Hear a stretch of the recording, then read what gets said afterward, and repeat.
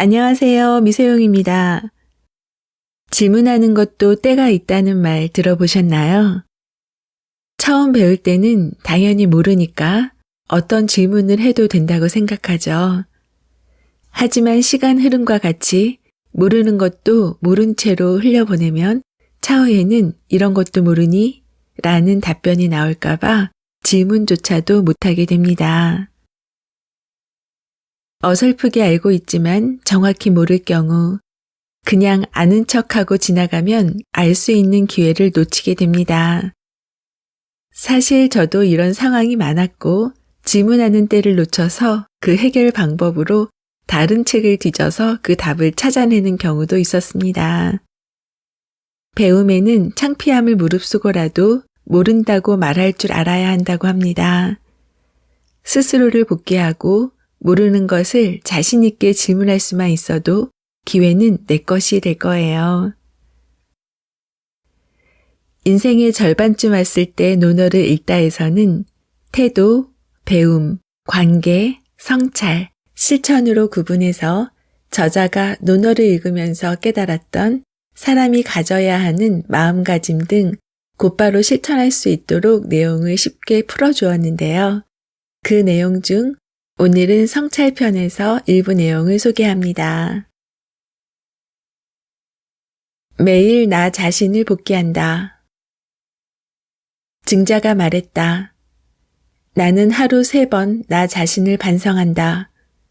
남을 살피는데 진심을 다했는가? 친구와 사귀는데 믿음을 주었는가?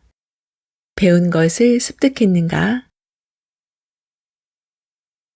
증자는 공자가 만년에 거두어들인 제자로 공자와 나이 차이가 무려 46이었다.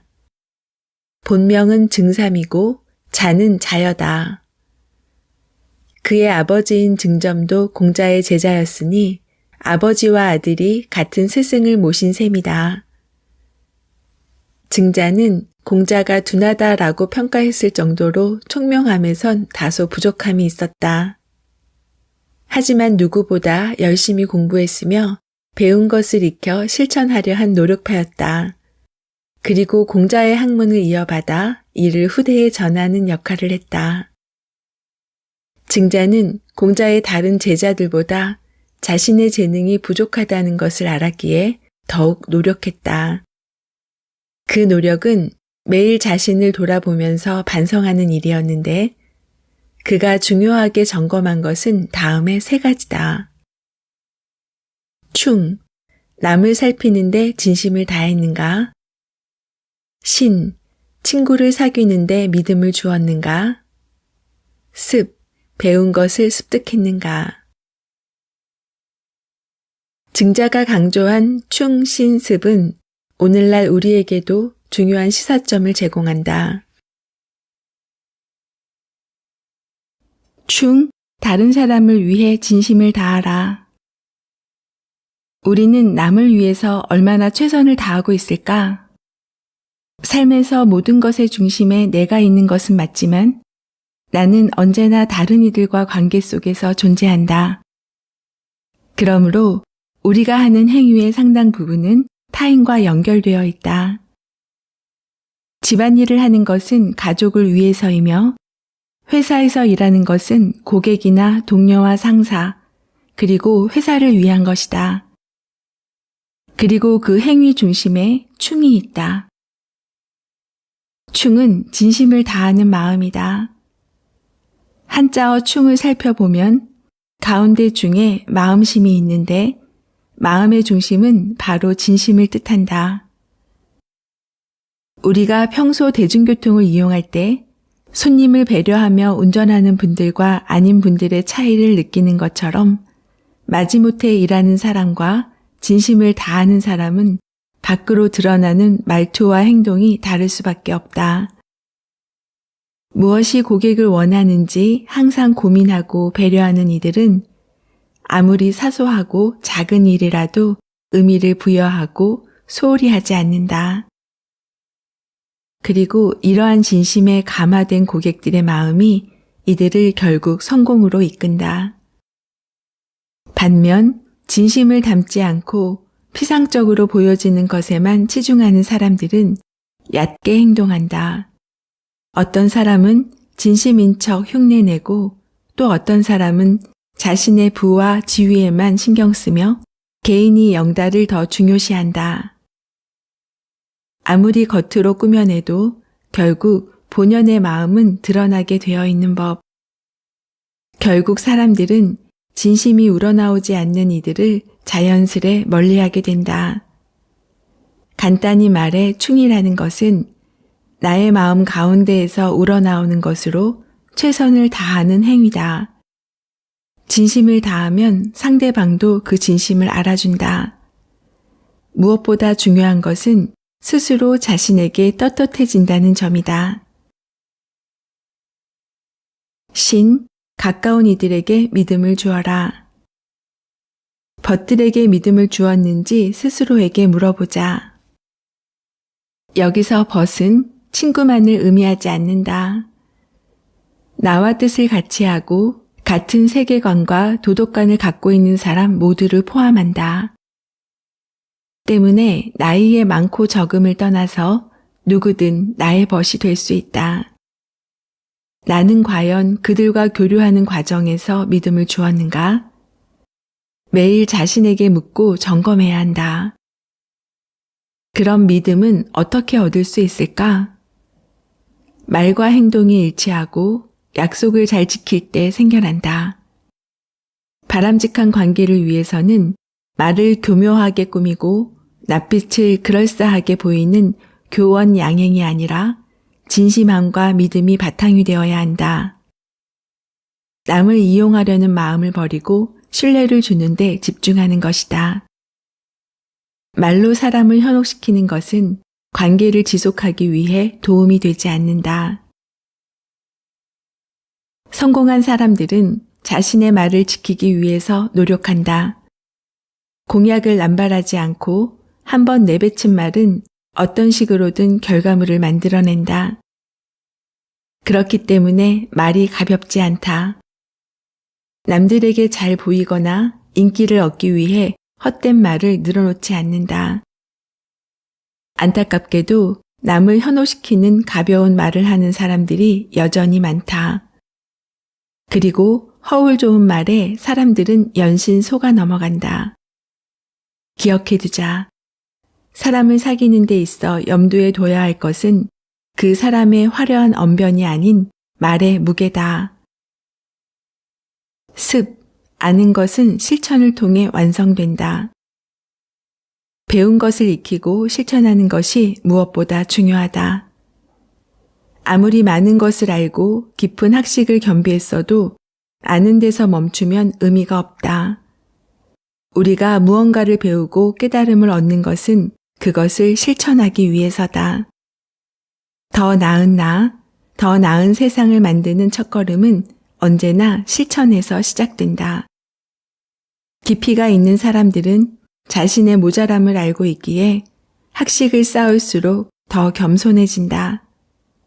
때문에 다른 이들의 이야기에 언제나 열려 있다. 자신보다 어린 사람의 이야기에도 귀를 기울이고 진심으로 경청한다.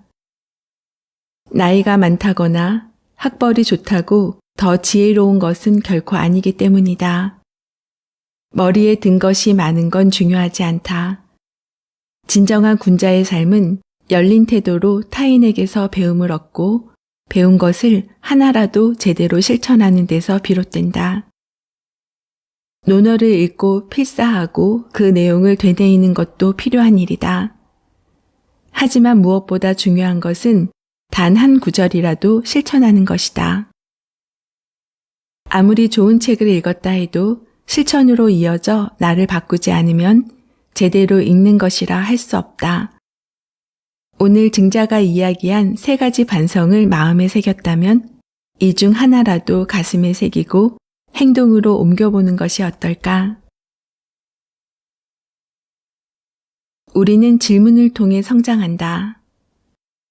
2019년 미국의 버락 오바마 전 대통령이 G20 회담을 위해 한국을 방문해 기자회견을 할 때의 일이다. 그는 마지막으로 한국 기자에게만 질문을 받는다고 했다. 그 순간 회견장은 약 20초간 침묵이 흘렀다. 결국 중국 기자가 질문을 가로채서 미국 정책의 문제점에 대해서 공격적인 질문을 던졌다. 그는 중국인들의 열렬한 지지를 받았다. 왜 이런 상황이 벌어진 걸까? 당시 기자들은 기사를 빨리 써서 보내야 했을 수도 있다. 아니면 질문을 던졌을 때 얻는 이익보다 실수했을 때 망신당할 가능성이 커서 주저했을지도 모른다. 만일 실수가 두려워 그런 것이라면 그 바탕에는 우리가 받은 교육의 문제가 자리한다. 지금의 우리 교육 시스템은 공부 잘하는 아이들 중심으로 돌아간다. 입시 위주 교육 체제가 유지되다 보니 선생님과 질문을 주고받으며 소통하는 수업은 이루어지지 않는다. 그보다는 빨리 답을 찾는 능력을 키우는데 골몰한다. 대학 교육도 별반 다르지 않다. 오랜 세월 질문하는 대신 아는 척을 하다 보니 부모가 되어서도 달라지지 않는다. 아이들이 질문하면 대화를 하기는커녕 퉁명스럽게 답하기 일쑤다. 누군가의 이야기를 귀 기울여 들어주기보다는 요점만 간단히 결과 위주로 듣는 게 익숙해진 탓이다. 논어에서 자로만큼 질문을 많이 한 제자는 바로 자공이다. 자공은 공자보다 낫다고 인정받을 정도로 촉망받는 인재였다. 그의 뛰어난 외교술은 노나라를 위기에서 구했고 그들을 위협하던 오나라를 멸망시킬 정도였다. 그렇게 잘난 자공도 공자에게 집요할 정도로 질문을 했다. 면박을 당하기 일쑤였지만 전혀 개의치 않았다. 그러면서 점차 학문적인 성취를 높여갈 수 있었다. 공자도 자공이 시경을 같이 논할 수 있을 정도의 수준이 되었다며 흐뭇해했다. 자공의 질문이 수준 높고 철학적이었다면 자로의 질문은 일반 사람의 지적 호기심과 이해도 수준이었다. 우리는 자로의 용기 덕분에 인과 예, 의와 도에 관해 공자로부터 자세한 설명을 들을 수 있게 되었으니 그에게 감사해야 한다. 모르는 것을 모른다고 이야기하는 데는 용기가 필요하다. 수준이 낮거나 엉뚱한 질문을 해서 면박당하는 경험을 한 번 하게 되면 그 뒤로는 창피하고 부끄러워서 입을 닫게 된다. 그러나 입을 닫는 순간 호기심은 사라지고 지식도 얕아진다.